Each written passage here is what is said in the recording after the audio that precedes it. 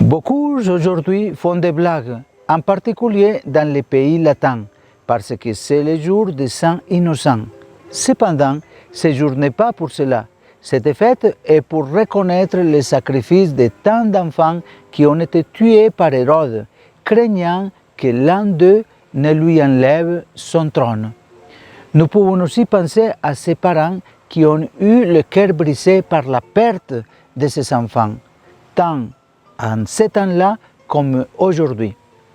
Comme une pilule en ce troisième jour de l'octave de Noël, déposons nos souffrances aux pieds de l'enfant Jésus. Non seulement en ce moment se souffre de la pandémie, il y a d'autres raisons qui nous font souffrir, comme les conséquences d'autres maladies ou accidents, les absences prolongées des proches, de la famille et des amis en prison, la douleur de voir en être plongé dans un vice, dans une addiction comme la drogue, l'alcool, la pornographie, le jeu d'argent, etc.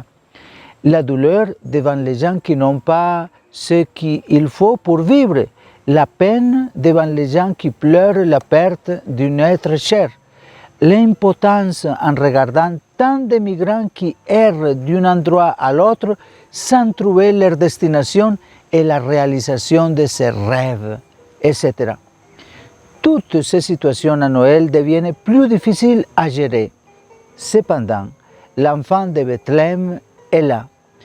Lui nous appelle de la crèche pour que nos yeux, quelle que soit notre situation, se fondent en un seul regard avec lui.